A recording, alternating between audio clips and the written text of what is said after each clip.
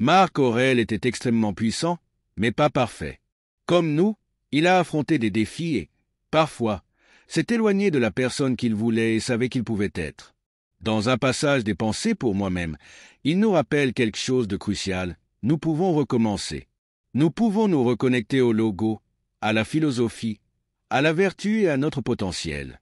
Tout cela est encore en nous, attendant d'être redécouvert. Cependant, personne ne peut le faire à votre place. Marc Aurèle disait « Soyez votre propre sauveur tant que vous le pouvez ». Et quel meilleur moment pour commencer qu'au début d'une nouvelle année.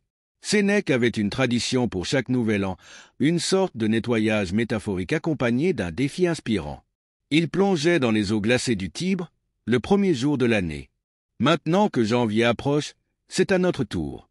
Sur Daily Stoic, nous avons transformé cette idée en défis inspirés par le stoïcisme pour entamer l'année avec intention. Les stoïciens croyaient à l'importance de traiter le corps avec rigueur. Bien que la philosophie semble éloignée de ce sujet, les philosophes anciens étaient actifs. Ils chassaient, combattaient, couraient et testaient leurs limites physiques. Socrate était un soldat admiré pour sa capacité à supporter le froid. Marc Aurèle chassait. Cléante faisait de la boxe. Épictète soulevait des poids. Sénèque relevait le défi des eaux glacées du Tibre. Mais cela n'avait rien à voir avec la vanité ou l'esthétique. Il s'agissait de discipliner le corps pour mieux aligner l'esprit. Sénèque disait « Nous traitons le corps avec rigueur pour qu'il ne désobéisse pas à l'esprit ». Pour les stoïciens, la pratique physique était une métaphore pour renforcer l'esprit. Réaliser des défis physiques développe la résilience mentale. C'est un exercice pour le muscle intérieur qui nous dit « Je peux faire des choses difficiles ». Cela nous rappelle que, même si nous ne contrôlons pas tout, nous contrôlons notre réaction face aux épreuves.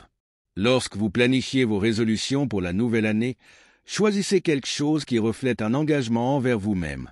Une action qui dit « Je tiens mes promesses, même lorsque c'est difficile ». La pratique physique nous enseigne qui nous sommes réellement et révèle notre capacité à dépasser nos limites. Ce matin, par exemple, je me suis levé tôt, j'ai emmené mon fils à l'école, puis j'ai nagé dans des eaux froides. C'était difficile, j'ai voulu arrêter, mais j'ai persévéré. Ce défi a façonné mon énergie pour le reste de la journée. Se défier de cette manière est un rappel puissant de ce que nous sommes capables d'accomplir. Dans Pensées pour moi-même, Marc Aurèle réfléchit également sur le soutien mutuel. Lorsqu'on est blessé au combat, quelqu'un nous aide à nous relever.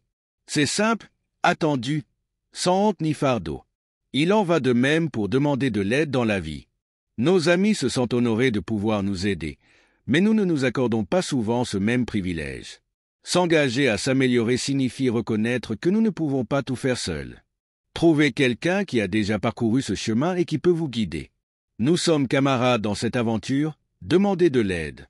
Enfin, sur une autre résolution courante, lire davantage.